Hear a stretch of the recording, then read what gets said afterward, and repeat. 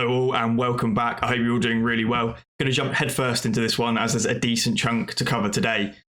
Speaking about previous videos where we've looked at the New York Stock Exchange's NFT marketplace filings via DLA Piper and how that could unlock potentially 500 trillion worth of US dollars to flow into the crypto space in general. Obviously, it would be absolutely cataclysmic for the crypto space in general if that went ahead. So we will follow that very closely. But another proponent that used to speak out heavily against cryptocurrencies, especially around the fall that we saw, the crash we saw in 2017 to 2018, was or is Warren Buffett and his sidearm Charlie Munger. And they had recently come out with statements saying it's completely worthless, has an absolutely zero intrinsic value, don't see the point of it, etc., which I always found somewhat amusing, because Warren Buffett, one of his sayings is, you only invest in things you understand. So it was him clearly saying he didn't understand the industry. Anyway, it now appears that Warren is actually coming around to crypto. A recent Berkshire Hathaway filing, his company, reveals it dumped shares in legacy financials such as VISA and Mastercard and has sunk $1 billion into a crypto-friendly neobank. So you've got some of the world's wealthiest people from macro investing trends over the last sort of 50-year period, and they were strong proponents speaking out against the crypto market, saying it was completely worthless and it would all go to zero, to them now ploughing over $1 billion into a neobank. Food for thought in terms of how the crypto markets will continue to develop over the next sort of 5 to 10 year period, but certainly bullish news in general for the market. If we flip over now, there's another article. This one's actually on Verizon's main page, which is interesting in itself, and there's a direct mention to Hedera, so I'm just going to read this out for you guys. It's talking about metaverses. So Boeing, for instance, again, them being a governing council member for Hedera, announced plans to invest $15 billion in its own metaverse. In it, robots and mechanics wearing mixed reality headsets will build digital twins of airplane designs to conduct simulations. Recently, the HBAR Foundation and MetaVRse, a web-based 3D creation platform, announced a partnership to build an enterprise metaverse, where the world's largest organizations on the Hedera platform can perform simulated training, sales, marketing, and entertainment functions. Talking about this with Boeing as well, this is actually happening in the car industry. I have that from professional experience, but in the actual automotive industry, they are beginning to use virtual reality headsets to enable technicians to work on vehicles remotely with dealerships. So you have a master technician working for the automotive company, and for very complex procedures, you will put on a VR headset, and that enables the remote technician to view the problem in real time and help the technician on the other end or the other side of the globe solve the problem. So these are all use cases for Metaverse. In general, why is this important? If we flip over to Metaverse, this is built using Hedera, the future of XR, or alternative reality.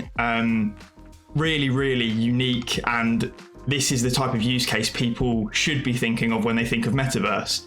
This ability to render stuff in real time, OS based, device agnostic, not any particular type of app or software is required effectively, but you can develop these things in this Web 3.0 environment and you can interact with them. So you can build these crazy model designs of cars, or here is a some sort of medical device effectively. I have no idea what that is. It's like a ultrasound scanner of some kind, but the future of training is spatial, as we can see here on the Metaverse. So one of the big things about the Metaverse, which I think a lot of people are missing, a lot of people have seen the statements from companies like Facebook, and it's like, you'll have a meeting in the Metaverse, and that kind of seems pointless. It does.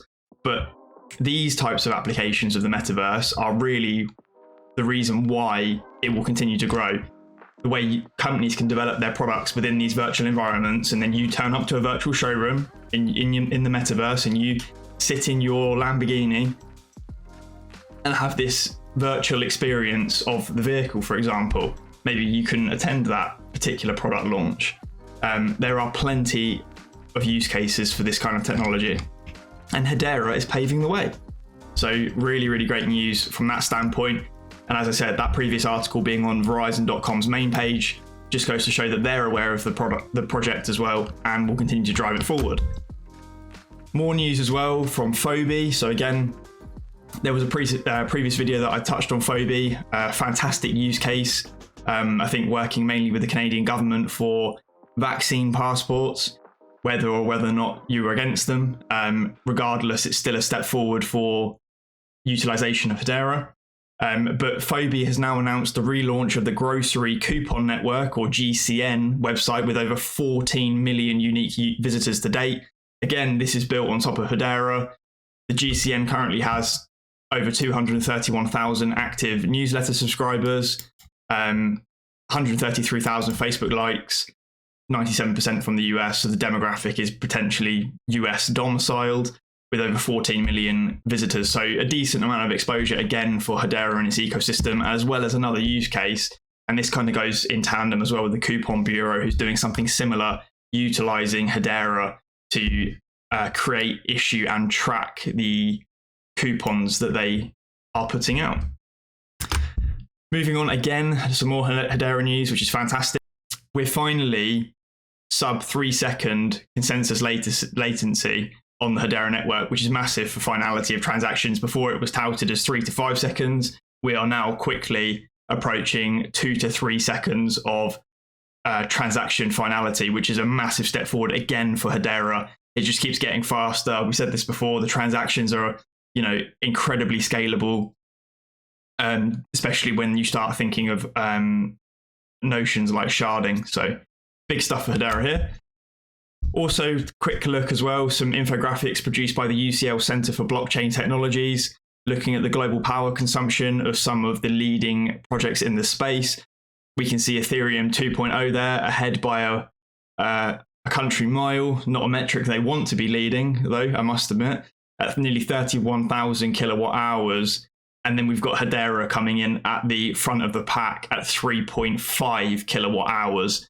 So a difference of nearly a factor of 10 effectively between the power consumption of the chains, especially when you consider the fact that Hedera has processed more transactions than Ethereum and Bitcoin combined, and it is still nearly 1/10 of the power consumption required. Similarly, if we look at the watt hour per transaction, we can see it's 0.04 versus Bitcoin and Ethereum watt hours per transaction, as well as other competitors in the space such as Cardano and Polkadot. They do not even come close. More interestingly is what's on the right-hand side of Hedera in this chart, and that's VISA. So it just goes to show that Hedera is a potential replacement for these big card companies that facilitate millions upon millions of transactions a year, like Visa and Mastercard. It is a robust alternative with less power consumption. So these arguments about these outdated projects like Ethereum and Bitcoin having high energy consumption, and that's why they'll never take the world by storm, they will just fade out into nothingness. Sure, that may be the case because they are not green, and we're moving into a world where renewables are important. However, there are other projects in the space which no one knows about that wipe the floor with existing solutions. This is why all of us are massively interested in projects like Hedera. They have real world solutions to real world problems. The last thing I wanted to touch on as well is another article recently, just looking at Cardano, or ADA, and Ripple, talking about how Cardano and Ripple have been in a neck-to-neck battle for years as they continue to compete to see which cryptocurrency will rank ahead of others in the global crypto market cap rankings. XRP is leading the race and sits at 6th, whereas ADA is in 7th. Personally, I think they should all be worried about HBAR at the end of the day. I don't see a world in which XRP and ADA will stay ahead of HBAR in the long run. Anyway, guys, I hope you enjoyed this video. Take it easy, and I'll catch you in the next one. Cheers.